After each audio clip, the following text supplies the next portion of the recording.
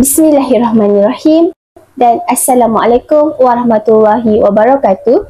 Saya Asma Wahidah binti Ahmad Rusli, pelajar PDPP KDC Ambilan Oktober 2024 dari kelas 04. Video ini adalah video perbincangan bagi kursus PIMK 2082R Pentaksiran dalam Pendidikan Islam Sekolah Rendah. Di dalam video ini saya ingin membincangkan tentang isu pentaksiran bagi murid-murid berkeperluan khas. Isu yang saya ingin ketengahkan di dalam video ini adalah berkaitan tentang isu ketidaksesuaian pentaksiran yang diguna pakai terhadap murid-murid berkeperluan khas ataupun kita kenali sebagai MBK. Sedia maklum, pentaksiran merupakan satu proses pengumpulan, analisis dan pentaksiran data murid secara holistik yang melibatkan akademik dan perkembangan murid dari segi jasmani, emosi, rohani dan intelek. Ini selaras dengan tuntutan falsafah pendidikan kebangsaan yang mana pendidikan di Malaysia merupakan satu usaha yang berterusan untuk mewujudkan insan yang seimbang serta berupaya mencapai kesejahteraan.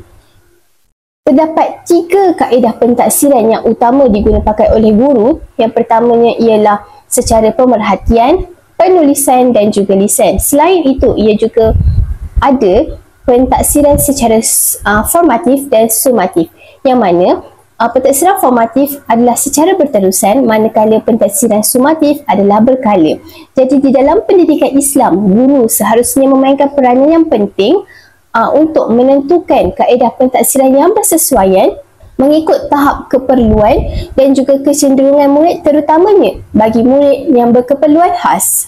Baiklah, antara implikasi positif yang dapat saya kongsikan di dalam video ini dari sudut pendidikan Islam terhadap murid-murid berkeperluan khas ataupun MBK adalah berkaitan tentang pentaksiran itu sendiri, yang mana ianya memberi penekanan terhadap pendekatan pengajaran dan pembelajaran yang digunakan pakai oleh guru di dalam bilik darjah maupun di luar bilik darjah terhadap murid-murid berkeperluan khas serta membantu perkembangan diri mereka secara menyeluruh. Di sini saya dapat kongsikan bahawa murid-murid berkeperluan khas bukan saja mereka yang mempunyai kurang upaya dari segi fizikal, tetapi MBK juga tergolong bagi murid-murid inklusif ataupun murid-murid yang mempunyai masalah dalam pembelajaran. Baiklah, implikasi yang berlaku jika ketidaksesuaian pentaksiran yang digunakan khususnya dalam pendidikan Islam terhadap murid-murid berkeperluan khas adalah ianya mampu menjejaskan potensi diri murid daripada menunjukkan kebolehan dan bakat mereka yang sebenar. Kaedah yang tidak sesuai akan menghalang perkembangan diri mereka secara tidak langsung.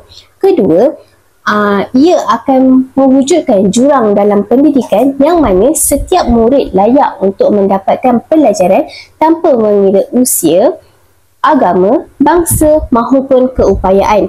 Guru memainkan peranan yang penting untuk menentukan kaedah pentaksiran yang bersesuaian terhadap murid mereka. Sebagai contoh, dalam pendidikan Islam, guru menilai bacaan murid di dalam solat dengan menggunakan kaedah yang lebih fleksibel. Terhadap murid berkeperluan khas, guru tidak dibenarkan menggunakan kaedah yang sama yang telah digunakan pakai kepada murid dalam aliran perdana. Ini kerana ianya akan menunjukkan satu penilaian yang tidak adil terhadap murid-murid berkeperluan khas dalam menonjolkan kebolehan dan keupayaan mereka.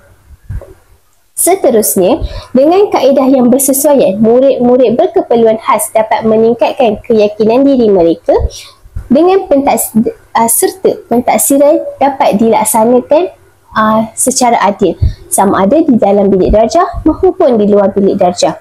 Sebagai contoh, dalam program Ihya Ramadan, kita dapat melibatkan murid-murid berkeperluan khas secara aktif dalam pertandingan hafazan surah-surah lazim, yang mana penilaian dibuat agak berbeza terhadap murid berkeperluan khas dan juga murid yang berada di aliran perdana mengikut tahap kebolehan dan keupayaan mereka. Seperti di dalam Al-Quran, surah Al-Baqarah, surah yang kedua ayat 286, A'udzubillahi minasyaitonirrajim, Bismillahirrahmanirrahim, La yukallifullahu nafsan illa wus'aha, Sadaqallahul azim. Maksudnya Allah tidak akan membebani seseorang melainkan sesuai dengan kesanggupan mereka.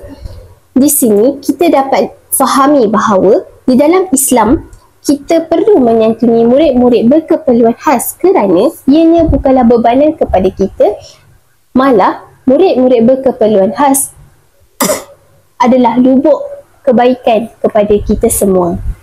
Oleh itu, bagi menangani isu ketidaksesuaian pentaksiran dalam pendidikan Islam terhadap murid-murid berkeperluan khas, antara cadangan yang dapat saya kongsikan di dalam video ini adalah di dalam pendidikan Islam, penilaian atau pentaksiran dapat dilaksanakan secara fleksibel. Contohnya, guru menggunakan pembelajaran pendekatan abad ke-21 yang sesuai kerana ia mampu merangsang pemikiran kritis murid dan menjadikan mereka lebih kreatif.